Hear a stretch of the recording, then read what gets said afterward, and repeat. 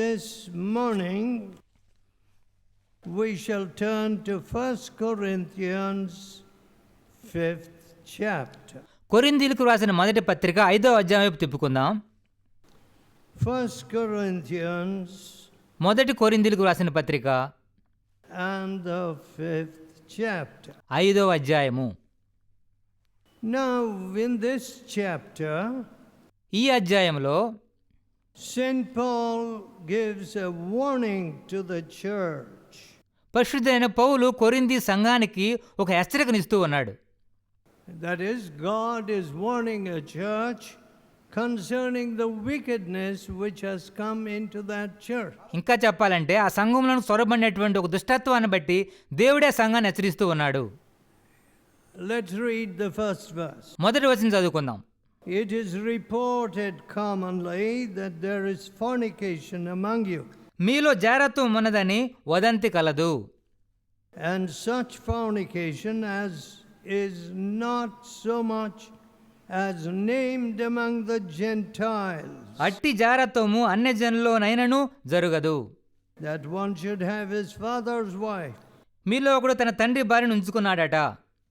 You are puffed up and have not rather mourned, ఇట్లుండి మీరు ఒప్పుకుంటున్నారే గాని మీరెంత మాత్రం దుఃఖపడిన వారు car. that he that had done this deed might be taken away from among you.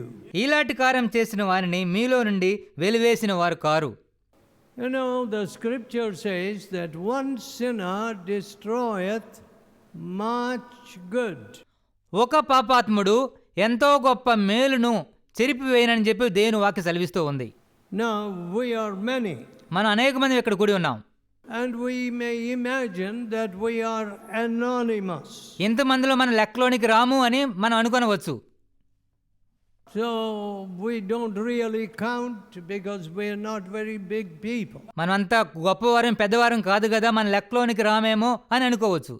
But this is an age of profligacy. కానీ ఇది ఒక పోకిరితనపు యుగము, దుర్మార్గపు యుగము. Wickedness. ఎక్కడ చూసినా సరే దుష్టత్వాన్ని చూస్తున్నాం. This is an age of fornication. జారత్వపు యుగం ఇది. And people seem to think that they can still do what they like and go to church. ప్రజలు తాము అనుకున్న వాటన్నిటిని చేస్తూ మందిరానికి కూడా వెళ్ళొచ్చని చెప్పి అనుకుంటూ ఉన్నారు. And the Bible says here Bible ఇక్కడ సెలవిస్తూ ఉంది that the others were nonchalant and they were puffed up. ఇతరులు ఉప్పొంగుచున్నారు, అతిశయపడుతూ ఉన్నారు. They were a fine church. ఓ మేము మంచి సంఘస్థులము, We're a big church. మేము పెద్ద సంఘానికి చెందిన వారము, We belong to Corinth, కొరింథీ సంఘానికి చెందినటువంటి వారము. one of the cities of Greece. Greek దేశంలో ఉన్నటువంటి ఒకనొక పట్టణమే కొరింథీ పట్టణము. Now కానీ ఇప్పుడు you are puffed up మీరు ఉప్పొంగుచున్నారు and have not rather mourned. ఏమాత్రం దుఃఖపడడం లేదు. Obedience to death, మరణం వరకు విధేయత చూపించడం ఎంతో ప్రాముఖ్యమైంది. steadfastness అంతం వరకు పట్టుదలగా దృఢంగా నిలిచి ఉండడం, unto death. మరణం వరకు పట్టుదలగా నిలబడి ఉండడం. So religion was not some flowery, delicious substance on which I feasted. భక్తి అంటే ఏదో మనం విందు చేసుకోవడానికి ఎంతో రుచికరమైనటువంటి ఒక ఆహార పదార్థం లాంటిది కానే కాదు. I worked hard. నేను కష్టపడి పనిచేశాను. I wanted a church without spot or wrinkle. ఏ ముడతైనను కళంకం అయినను లేనటువంటి సంఘాన్ని నేను కోరుకున్నాను. Young men who were clean were around me. నా చుట్టూ ఉండిన యవ్వనస్తులు ఎంతో పవిత్రంగా జీవించినటువంటి వారు. No lies were spoken. ఏమాత్రం అబద్ధములు మాట్లాడేవారే కాదు. No false accounts. తప్పైన లెక్కలు ఏమాత్రం కనబడేవి కాదు. No secret behavior. రహస్యంగా అపవిత్రంగా జీవించే పద్ధతులు కనబడేవి కాదు. The leaven was purged. పులిసిన పిండి పరిశుద్ధపరచబడింది. There was no more leaven in the camp. పాళెములో ఏమాత్రం పులిసిన పిండి కనబడేదే కాదు. My dear friends, నా ప్రియ స్నేహితులారా, such was the company in which I grew up. అటువంటి ప్రజల మధ్య నేను పెరిగాను. So what does God say? దేవుడు ఇక్కడ ఏం చెబుతున్నాడు? 7th verse. 7వ వచనంలో, Purge out therefore the old leaven, పాత పులిపిండిని మీరు తీసి పారవేడి, that you may be a new lump. కొత్త ముద్ద అవుటుకై మీరు పాదాన్ని తీసి పారవేడి. As you are unleavened, మీరు పులిపిండి లేనివారు కనుక, for even Christ our Passover is sacrificed for us. ఇంతేగా క్రీస్తు అనే మన పస్కా పశువు వధింపబడెను. Therefore let us keep the feast not with old leaven, కనుక పాతదైన పులిపిండితోనైనను, neither with the leaven of malice and wickedness, దుర్మార్గతయు దుష్టత్వం అనే పులిపిండితోనైనను కాకుండా, but with the unleavened bread of sincerity and truth. నిష్కాపట్యమును సత్యము అను పులియని రొట్టెతో పండుగ ఆచరింతుము. You know, I remember a students' camp when someone told us the Greek origin of the word sincerity. ఒకనొక విద్యార్థుల క్యాంపులో ఒక సహోదరుడు నిష్కాపట్యం అనేటువంటి పదము గ్రీకులో ఏ విధంగా ఆరంభమైందో ఆ విషయం నాతో పంచుకున్నాడు. He said, ఆయన ఏం చెప్పాడంటే, vases which have cracks are filled in with fillers. ఏదైనా గోడకు బేట్లు వారితే పట్టి వేసి దాన్ని పూడ్చి వేస్తూ ఉంటారు. When there are cracks, it's filled up with fillers. Patti, you call it. ఏ గోడకైనా సరే బేట్లు వారితే పట్టి వేసి దాన్ని పూడ్చి వేయడం చూడవచ్చు. And he said the Greek origin of this word, ఈ నిష్కాపట అనే పదాన్ని గ్రీకులో ఆరంభమైన పదం ఏంటంటే, it meant దాని అర్థం ఏంటంటే, no filler, no patti. ఏ పట్టి వేసి కూడా మనం పూడ్చి వేయలేము. No patti. పట్టి వేసి కూడా పూడ్చి వేయలేము. I don't know how many of you need a lot of patti. ఎంతమందికి పట్టీలు వేసి ఆ యొక్క బేట్లు పూడ్చాలో నాకు తెలియదు. Too many cracks. అనేకమైన బేట్లు వారినాయి కాబట్టి. And so you must put the filler in so that the cracks don't appear. ఆ బేటలు కనబడకుండా ఉండాలంటే అనేకమైన పట్టీలు వేసి పూడ్చి వేయాలి. So, but కానీ God says, దేవుడు చెప్తున్నాడు, you must, but with the unleavened bread of sincerity and truth, we must come to worship or hold the feast. నిష్కాపట్యమును సత్యమును అనే పులియని రొట్టెతో పండుగను ఆచరించాలి. Truth. సత్యముతో. My dear friends, నా ప్రియ స్నేహితులారా, I want every young man and young woman to know this.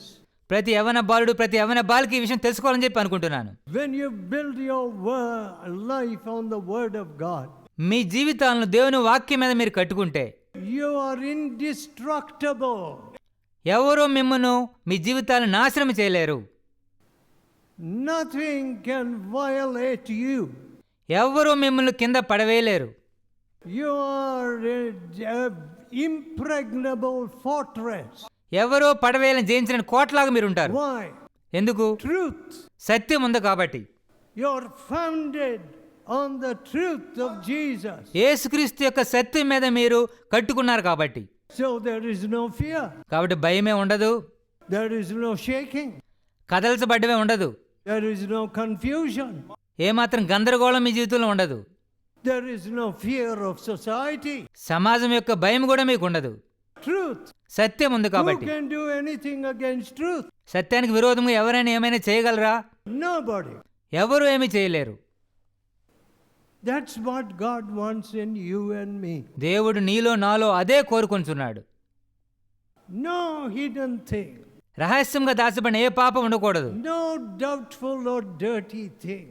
ఏదో మురికి అనుమానకరమైన విషయాలు ఏమి ఉండకూడదు. But the truth of Jesus. యేసు ప్రభు యొక్క సత్యం మాత్రమే కనబడాలి. Sanctify them by thy truth. సత్యము వలన వారిని ప్రతిష్ఠించుము. Thy word is truth. నీ వాక్యమే సత్యము. That was the prayer of Jesus Christ for us. మనందరి కొరకు యేసుక్రీస్తు ప్రభు చేసినటువంటి ప్రార్థన అది. Oh, my beloved people. ఓ నా ప్రియమైన వారలారా, So then, కాబట్టి in the 11th verse, 11వ వచనంలో, but now I have written unto you నేను ఇప్పుడు ఈ విధంగా రాయిచున్నాను, not to keep company with any man that is called a brother, సహోదరుడు అనబడిన వాడు ఎవడైనను be a fornicator, జారుడు కాని, or covetous, లోబి గాని, or an idolater, విగ్రహారాధకుడు కాని, or a railer, తిట్టుబోతు గాని, or a drunkard, త్రాగుబోతు గాని, or an extortioner. దోచుకొనువాడు గాని, With such a one, no, not to eat. అయ్యున్న ఎడ్ల అట్టువానితో భుజింపకూడదు. Now you see, here is the word railer. తిట్టుబోతు అనేటువంటి పదాన్ని ఈ యొక్క వచనంలో మనం చూస్తూ ఉన్నాం.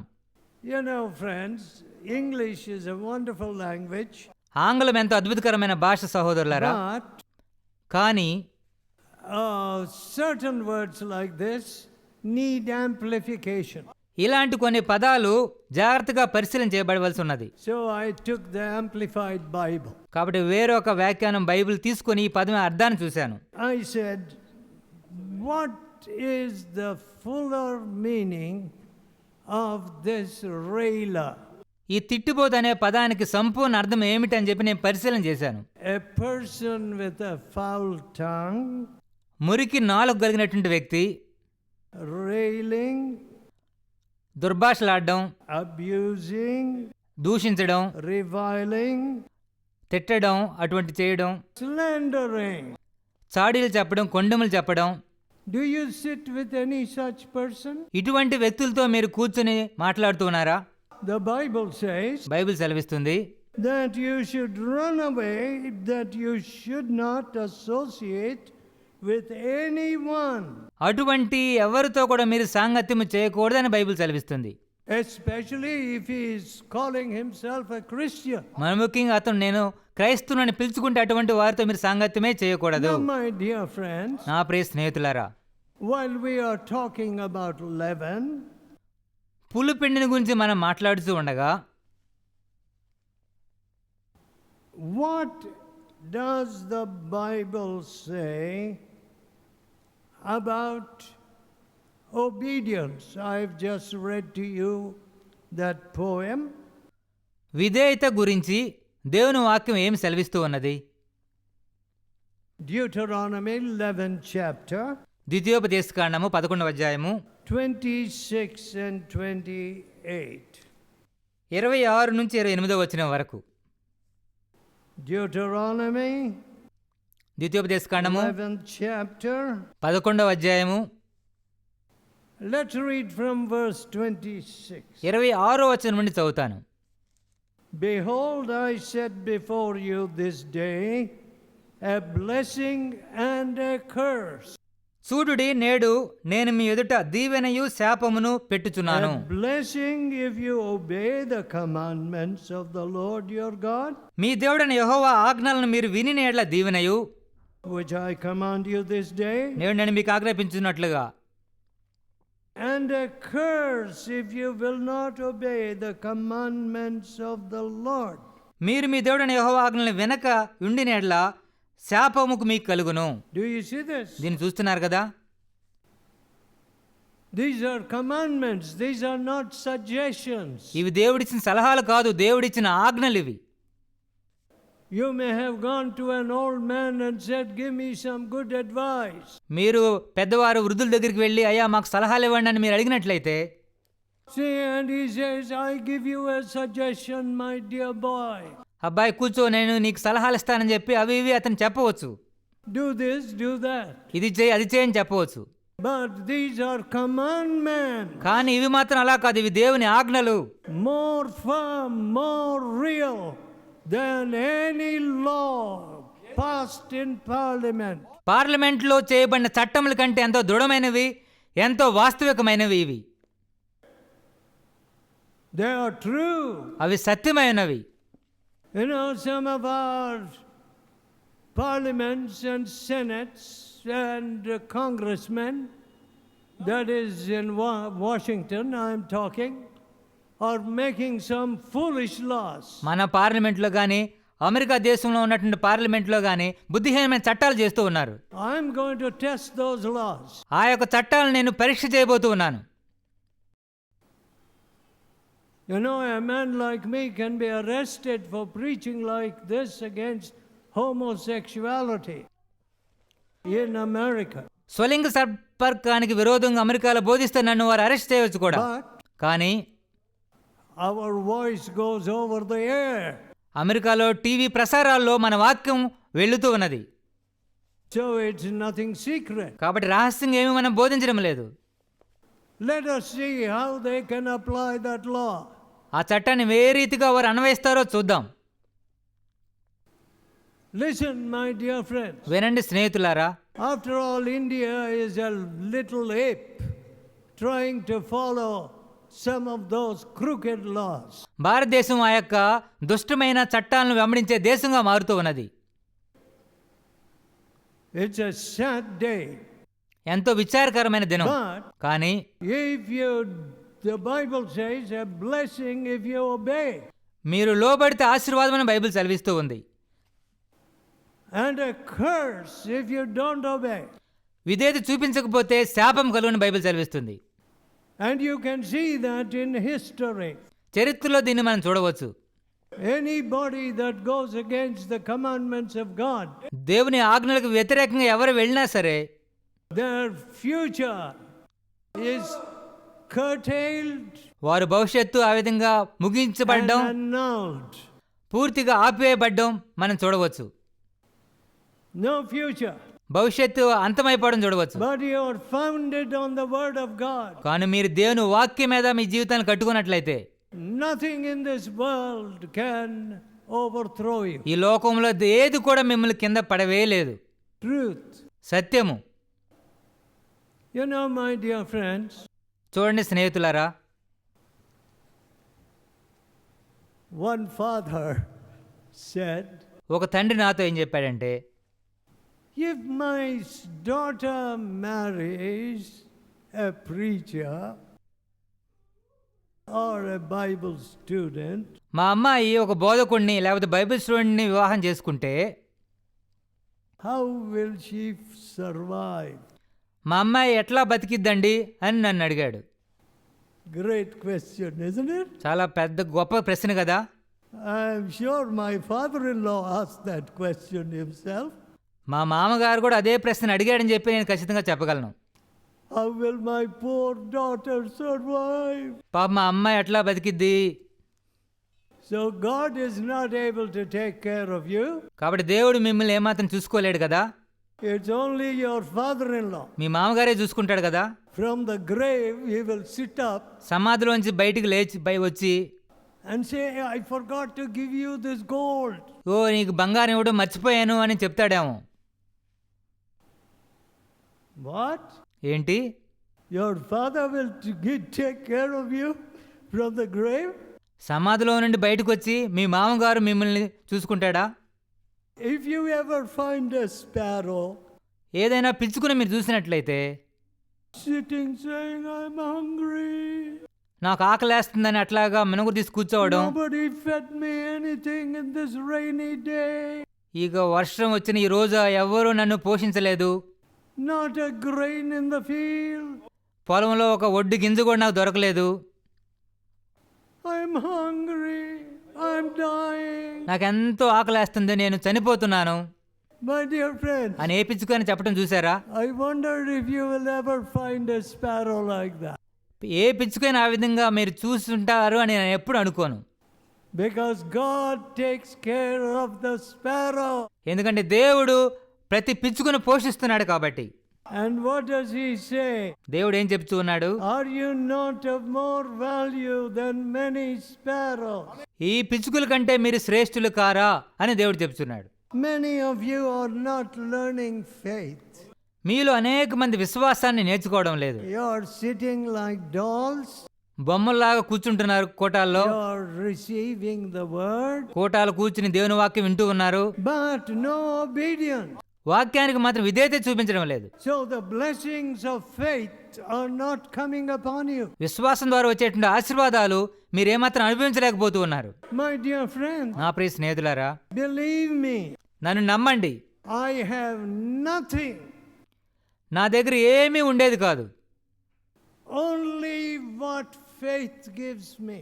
విశ్వాసం ద్వారా దేవుడు నాకు ఇచ్చేది తప్ప ఏమీ ఉండేది కాదు. Faith in the Lord Jesus యేసుక్రీస్తు ప్రభువునందు ఉన్నటువంటి విశ్వాసమే for every day. అనుదిన అవసరతల కొరకు, New grace, అనుదినము ప్రభు కృప మీద new ఆధారపడేవాడిని. strength. ప్రతిరోజు కూడా. Some of you, if you travel like me, మీలో కొంతమంది నాలాగా ప్రయాణం చేస్తే you'll say backache, headache, తలనొప్పి, వెన్నునొప్పి అని చెప్తారు, stomachache, కడుపు నొప్పి అని చెప్తారు, kidney stones. కిడ్నీల్లో రాళ్ళు వచ్చినాయని చెప్తారు, I need a CAT scan and a dog scan. Cat scan, dog scan, ఆ స్కాను, ఈ స్కాన్ తీయాలండి అని మీలో అనేక మంది చెప్తారు. So folks, కాబట్టి ప్రియమైన వారలారా, faith, విశ్వాసము, the blessings of faith, విశ్వాసం ద్వారా వచ్చేటువంటి ఆశీర్వాదములు, obedience విధేయత ద్వారా వచ్చే ఆశీర్వాదములు, gives rise to faith. విధేయత అనేది విశ్వాసానికి దారితీస్తుంది. Some of you older people, మీలో కొంతమంది వృద్ధులైనటువంటి వారు you can't do everything that you wanted to do before. అంతకుముందు చేసినట్టుగా అనుకున్నదంతా ఇప్పుడు మీరు చేయలేకపోతున్నారు. You just don't have the physical strength. ముందున్నటువంటి శారీరక బలం మీకు ఇప్పుడు లేదు. But then your faith must get stronger. కానీ విశ్వాసం మాత్రం మీకు బలంగా క్రియ చేయాలి. What a muscle could not accomplish, శరీర బలము ద్వారా మీరు చేయలేకపోయే వాటిని by faith. విశ్వాసం ద్వారా మీరు చేయగలగాలి. Faith in the Lord Jesus. క్రీస్తు ప్రభువునందు విశ్వాసంతో మీరు వాటిని చేయాలి.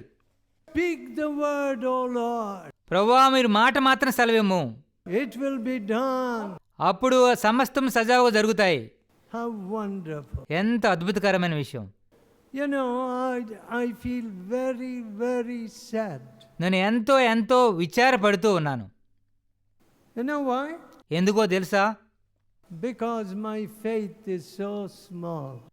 ఎందుకంటే నా విశ్వాసం ఎంతో తక్కువగా కనబడుతుంది కాబట్టి. I feel so sad. దీని విషయం ఎంతగానో విచారపడుతున్నాను. Oh, what greater things I should have seen. అయ్యో, ఎన్ని గొప్ప విషయాలు చూడవలసిందే. And these people should have experienced. ఈ ప్రజలు అనేక గొప్ప కార్యములు అనుభవించి ఉండాల్సింది. And the nations witnessed. దేశాలే గొప్ప కార్యములు చూసి ఉండాల్సింది. If only I had more faith. నాకే గనక కొంచెం ఎక్కువ విశ్వాసం ఉండినట్లయితే. Of course, faith is so related to obedience. విశ్వాసానికి విధేయతకి ఎంతో గొప్ప సంబంధం ఉందనుకోండి. I sent young people to various hard places. యవనస్తులను అనేకమైన కష్టమైన ప్రాంతాలకు నేను పంపించాను. One of the hard places was Guyana. అటువంటి కష్ట ప్రాంతాల్లో ఒక ప్రాంతం ఏమిటంటే గయానా దేశం. And Dr. Danny, after all these years, has never looked back. Doctor Danny గారు ఇన్ని సంవత్సరంలో సేవ చేస్తున్నా సరే ఎన్నడూ వెనక్కి తిరిగి చూడలేదు. When I went till London with the family, కుటుంబంతో పాటు వారిని తీసుకుని లండన్ వరకు నేను వెళ్ళినప్పుడు those were little girls. వారికి ముగ్గురు పిల్లలు ఎంతో చిన్నవారుగా ఉండినారు. And the mother said to me, వారి అమ్మగారు ఏం చెప్పారంటే, oh, I have 3 little girls. అయ్యా, మాకు ముగ్గురు చిన్న ఆడపిల్లలు ఉన్నారు. No big salary was promised. ఏదో పెద్ద జీతం మాకు ఇస్తానని ఎవరు చెప్పలేదు. No big salary was promised there. Guyana దేశం వెళ్ళిన తర్వాత మాకు పెద్ద జీతం ఇస్తానని ఎవరు వాగ్దానం చేయలేదు. But కానీ the Lord took care of them. ప్రభువు వారిని చక్కగా పోషించారు. Esther is in heaven. ఇప్పుడు ఆ ఎస్తేర్ గారు పరలోకం వెళ్ళారు. But కానీ the work goes on. దేవుని సేవ మాత్రం కొనసాగుతుంది. My dear people, నా ప్రియమైన వారలారా, Generally, I have never seen anybody turning back. సాధారణంగా ఎవ్వరు కూడా సేవలో చేయి పెట్టిన తర్వాత వెనక్కి And తిరిగి I చూడడం don't నేను want చూడలేదు. one of you to turn back. మీలో ఏ ఒక్కరూ వెనక్కి తిరిగి చూడడం నాకు ఇష్టం ఉండదు. I have followed the Lord from my youth. యవ్వన కాలం నేను ప్రభువును వెంబడించాను. After my work in Germany was over, Germany దేశంలో నేను చేసిన సేవ అయిపోయిన తర్వాత I was just a young man of 30 years. అప్పుడు నేను 30 సంవత్సరముల యవ్వనస్తుడిగా ఉంటిని. Some of the leaders there asked me, అక్కడున్న నాయకులు నన్ను అడిగారు, where are you going next? అయ్యా తర్వాత ఎక్కడికి వెళ్ళబోతున్నారు? I said, I'm going to London. నేను చెప్పాను, నేను లండన్కి వెళ్ళబోతున్నానని. Do you know where you're going in London? లండన్లో ఏ ప్రాంతానికి వెళ్తున్నారో మీకు తెలుసా అని అడిగారు. I said, no, I don't know London. I've never been in London. I don't know. నాకు తెలియదండి, లండన్ గురించి నాకు ఎక్కువగా తెలియదు, ఎక్కడికి వెళ్తున్నానో తెలియదని చెప్పాను. What? ఏంటి, You're going to London? మీరు లండన్కి వెళ్తున్నారు And you don't know where you will stay? What? There's nobody there whom you know? లండన్లో వెళ్ళి మీరు ఎక్కడ ఉంటారో మీకు తెలియదు, మీకు తెలిసిన వాళ్ళు కూడా లేరని చెప్తున్నారు. No, I have a meeting at 7 o'clock in that famous church. ఆ యొక్క పెద్ద సంఘములో సాయంకాలం 7 గంటల నా కూటం ఉందండి అని చెప్పాను. So I must be there for that meeting. ఆ కూటానికి నేను వెళ్ళి హాజరు కావాలి అని చెప్పాను. When I arrived in London, నేను లండన్కి వెళ్ళిన తరువాత I found that the distances were so great. లండన్లో ఒక ప్రాంతం నుంచి ఒక ప్రాంతం వెళ్ళాలంటే ఎంతో దూరమైన ప్రాంతములు I అవి. said, how can I ever get to my meeting? నా కూటాలకు ఏ విధంగా నేను వెళ్ళగలనా సమయానికి అని చెప్పి నేను ఆలోచించాను. But I got to my meeting, కానీ ఏదో సమయానికి దేవుని దేవులో వెళ్ళగలిగాను. and those people అక్కడ ప్రజలు కూడా were truly stirred up. దేవుని వాక్యం విని ఎంతగానో పురుకొల్పబడ్డారు. And one of them said, I will drive you to your place. వారిలో ఒకరు, మీరుండే స్థలానికి నేను కారులో మిమ్మల్ని తీసుకుని వెళ్తానండి అని చెప్పాడు. Pardon me now. దయచేసి ఇప్పుడు క్షమించండి, I don't have such a good head as many of you. మీకున్నంతగా నాకు మంచి బుర్ర ఏమీ నాకు లేదు. You see, I said I live in North London.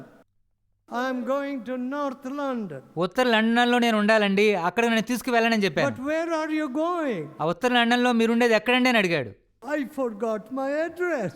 ఆ చిరునామా కూడా నేను మర్చిపోయాను. Every street looked like my street. ప్రతి వీధి కూడా అదే వీధిలా కనిపిస్తుంది.